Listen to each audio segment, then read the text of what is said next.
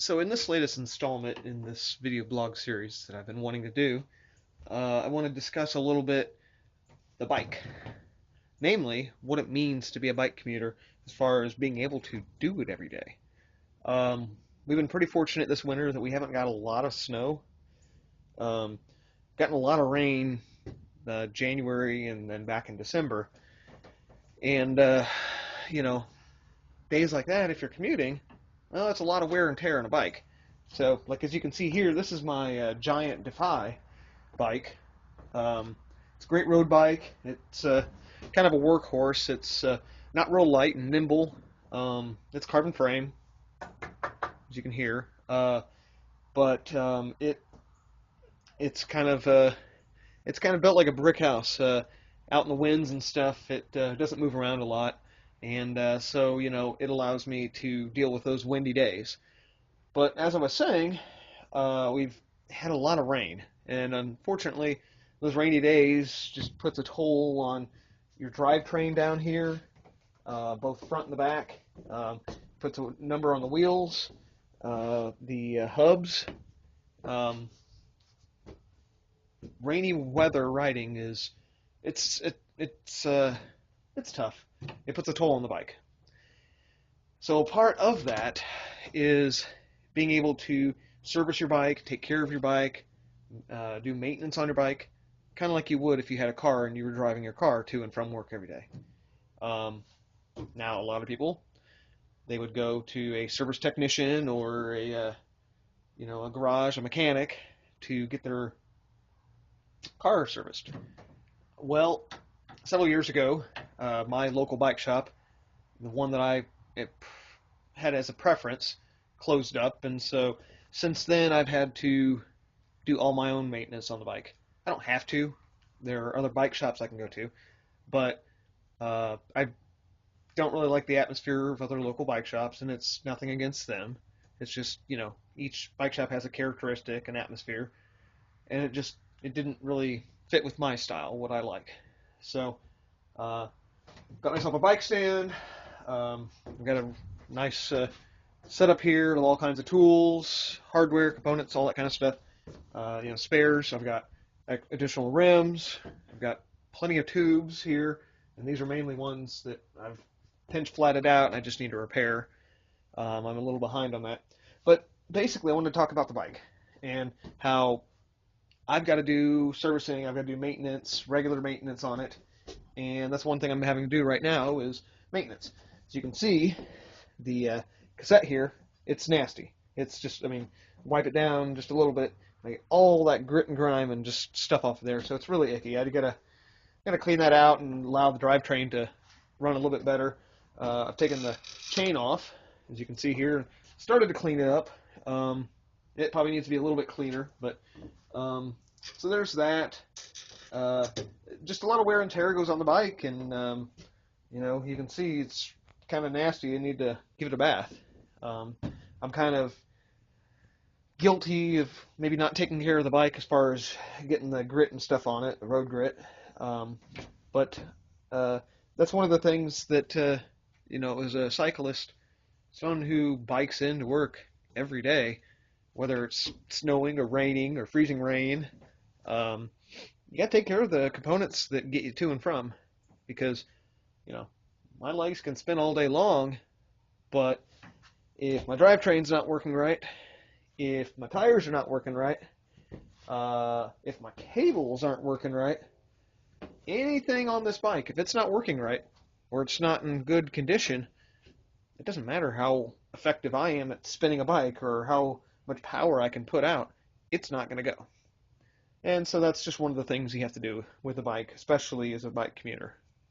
So let's take a closer look here at some of the other things that do, like as far as how I'm cleaning it and little things like that.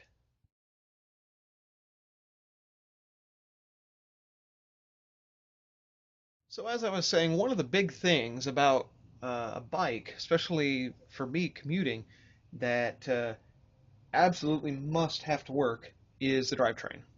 Now, what is the drivetrain, you may be asking? Because you may not own a bike or may not know that much about bikes, Well, a drivetrain is essentially what it sounds like. It's the thing that drives the bike. Well, what drives a bike? Well, we have some different components and stuff. We've got a rear cassette here, and basically that's going to spin as the chain pulls it, and the wheel's going to go around. Another part that we have is what's called a derailleur. Now this is a rear derailleur. And the way that this works is based upon the tension, it's going to bend, and it's going to also bump that chain up or down depending on what gear we're in. And as I said, there's a chain there, so that chain goes around, it comes and catches this front derailleur, not this front derailleur, these front cassettes. This is the compact, there's two gears here, and it'll come around, and it'll come back down, and it'll catch the bottom of the rear derailleur, one of these two cogs here, and then there's another one, and that allows it to come up and then back on, and it goes around. So what happens is, as we pedal and spin, we're pulling that chain from back here over the top of our cassette, and it causes the wheel to turn, and we've got motion. So one of the big things that happens that can cause our drivetrain to not function as we would want is we'll get gummed up in here. Now, as you can see, there's a lot of grit, there's a lot of grind. It's pretty icky looking in there. And what it is just stuff off the road will come up there, and it'll get caught up in there and get gummed up, and just it'll stick to all that.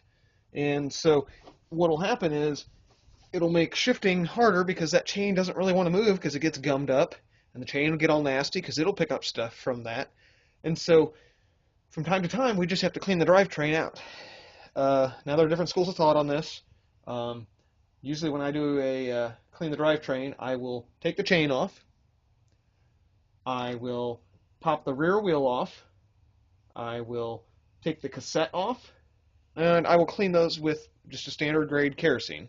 It does a really good job. I get a toothbrush, I'll brush all the parts of it, I'll go through all of the chain, then I'll give it a, usually I'll do like a detergent type rinse, just standard Dawn or something like that, and then with a compressor I'll blow it all off, get all the water off, get it dry, put it back on, and I'm good to go.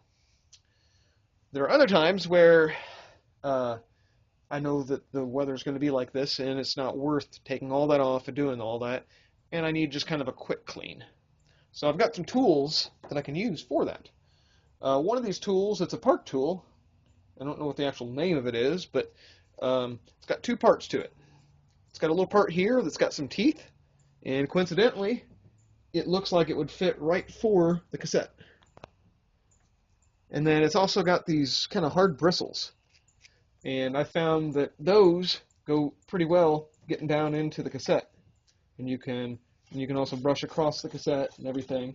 You can brush across any of these components just to get some of that grit and stuff off. But there's also another tool that I use. And I bought this years ago at the bike shop and thought at the time, okay, it's a good idea. I'll try and use it. And I haven't used it but the past 6 months or so, and it actually works really great. It's called Sunlight. It's a gear cleaning cord, as you can see. And what it is, I can get it open here, pull one out so you can see. Since I'm doing this with my phone, this video right now, I have to hold it with one hand, and that just kind of doesn't work. So it's this cord here, and I don't know what it is that's on it. It feels kind of like a oil base, kind of like a kerosene or something, maybe. It doesn't really smell like it. I don't know, it kind of smells like moths or mothballs or something. So the way that we're going to do this is we're going to grab it and we're going to pull it kind of taut. And what we're going to do when we do that is we're going to take it, we're going to put it through here, and there's a little bit of a gap between each ring on our cassette. What we're going to do is we can pull it back and bring it forward. Pull it back and bring it forward. And we're going to just do that a couple times. And as you can see here, I'm doing that. Of course, I'm taking off some of that grit, some of that grind. But if we actually look here, if you look on this second one here, you'll you're going to see that it's cleaner than the others. And so that's what we're doing is, like I said, we take this and we can just put it between the teeth, and we're going to get a good amount of the grit and grime and everything out of that space. It's a quick little thing to do. You can go to another one and do that. And you do that, and what happens is it's going to get cleaner, and you're going to get some of that grit and grime off. So that's another way to be able to clean that stuff up. As far as things like our front cassette, which if I just use my finger and kind of pull, you can see that, okay, I'm getting some of that grit and stuff off. Stuff like that, what I'll do typically is I'll get something like, I don't know, it's something that I've always liked. I know shop towels and stuff like that can work, but honestly, I found that something like a wipe, like a Clorox wipe, works wonders. Yeah, you don't want to spend that much, on that kind of maintenance, but I found that, just taking something like that, you can get some of that grit and stuff off pretty good.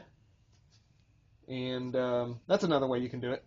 But the also added benefit is because, like I said, the bike picks up all kinds of grit and stuff.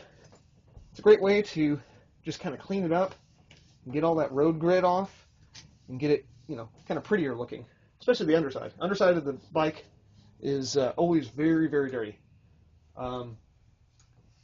Get our risers there. So that kind of gives you a glimpse into what all it takes to maintain a bike. There's more than that, more than just simple little thing with the drivetrain. Recently, I had to repack the bearings on the rear wheel, and I think I also did the front ones while I was at it. And what that requires is, if I have the tool up here, I don't know if I do. Ah, here we go. So normally when I'd buy bearings, I'd just buy a few or whatever, but I found a good deal online and bought a ton of bearings. So this bottle, it's just got the bearings I need.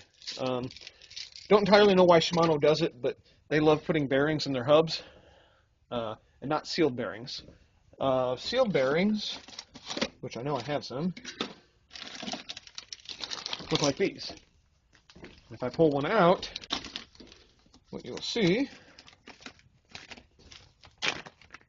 sealed bearings are exactly what they sound like. They're sealed up, you pop them in, and they work. So, it'll spin freely, and, you just pop that in there, your skewer can go through still, and the bike works. Whereas with the Shimano, you have to do a little bit more work. You have to grease, put grease in and everything, and so, yeah. So, like I said, there's a lot of stuff that goes into it. I've got to do some repair work with the chain. I think I boogered a chain up recently.